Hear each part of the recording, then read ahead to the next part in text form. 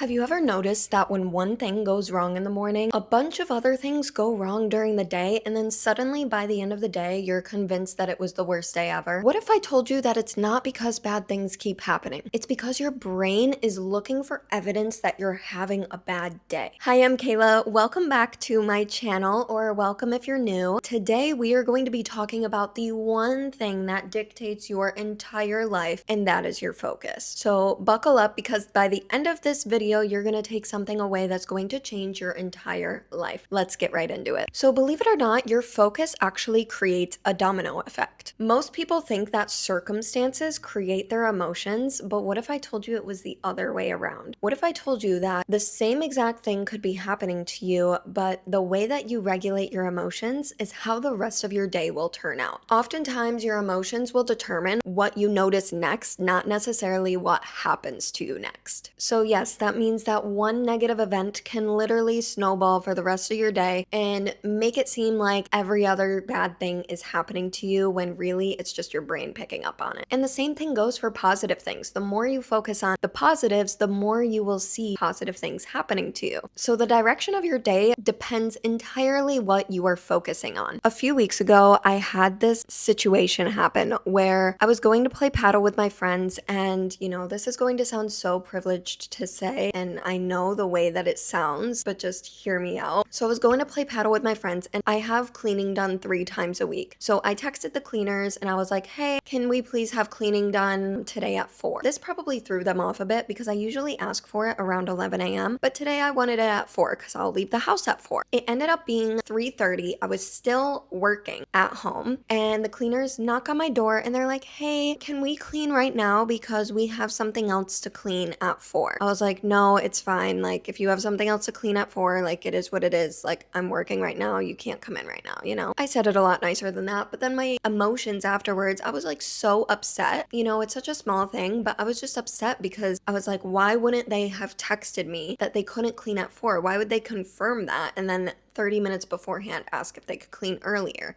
Like, to me, that didn't seem okay. It just like pissed me off after the fact. And then we were on our way to paddle, and luckily we had a drive there, like about 10-minute drive, because I was just thinking to myself, I'm like, you know what? These cleaners show up every single time that I need something done. I can't let this dictate how the rest of my day is gonna go. I can't let this dictate how I'm gonna play paddle. It is what it is, and I moved on. What I could have done is I could have just let it bother me for the rest of the day, and then every other little thing that bothered me, I would have been like, see, like, I'm just having bad luck today, whatever. And it would justify the fact that I'm having negative emotions and that bad things just keep happening to me. When in reality, I'm just perceiving negative things happening. You get what I mean? So instead of looking at it negatively, I took a moment of gratitude and I was like, you know what? I'm actually really grateful that they clean every single time I ask them to. And this is a one-off circumstance situation. A lot of times I will ask them at the very last minute to clean. I'll be tanning outside and I'll be like, hey, can you please come over and clean now? And they'll come right over in the next 5 to 10 minutes. I really had no reason to be upset because it's not like they do this on a regular basis. They're usually pretty good, and I was like, you know what, whatever, I'll let it go. My place really didn't need to be clean anyway because me and my boyfriend were clean people, so I was like, you know what, we really don't need cleaning done anyways, so we get cleaning done 3 times a week. It's not a big deal. Had a great game of paddle.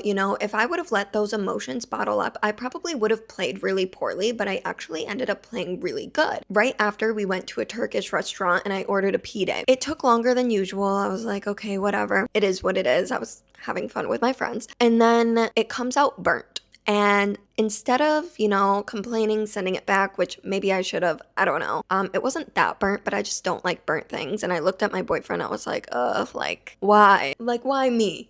I hate burnt things. Of all people, I have to get the burnt one. I just ate it anyway. And I was like, you know what? I've been waiting a while. I would rather just eat it right now because I'm hungry. I don't want to send it back. It is what it is. And I could have let it ruin the rest of my night, and I didn't. I was like, you know what? This is a one-time thing. Don't know what's going on here. I made it seem like there was was very little importance to the fact that it came out burnt. And you know what? I just ate around the burnt parts and it was very good. It just goes to show how like one negative thing could ruin the rest of your day potentially unless you catch it and you're like, no, no, no, no, no. I'm going to have a good day today and I'm going to reframe this in a way that makes me feel better about the situation. We don't always see reality for what it is. We see it how we will perceive it. And what that means is if you're like stressed or anxious or whatever, your perception of reality is actually off. That day I was a little stressed. I like just got done working, whatever. My perspective of reality was not entirely accurate. So this brings me into my next point, and we're going to talk about the RAS, which is your Reticular Activating System. This is a system in your brain and its job is to filter reality. So you are exposed to millions of bits of information each day, but your brain can only let in, I think, about 50. So that's a very small portion of those millions of bits of information. With those 50, your brain is deciding what is important. This means that any opportunities that you are not focused on, that you are not able to receive or whatever, you're not going to notice those opportunities because your focus is not placed on them. You're not placing it as important. Even things that you don't want, let's say you don't want burnt food. If you keep thinking to yourself, oh, I hope it doesn't come out burnt, I hope it doesn't come out burnt, you're really just placing your focus on the fact that it could be burnt, and it most likely will come out burnt because you will notice all the burnt little pieces around it and your brain will perceive it as entirely burnt. The more you place your focus on things,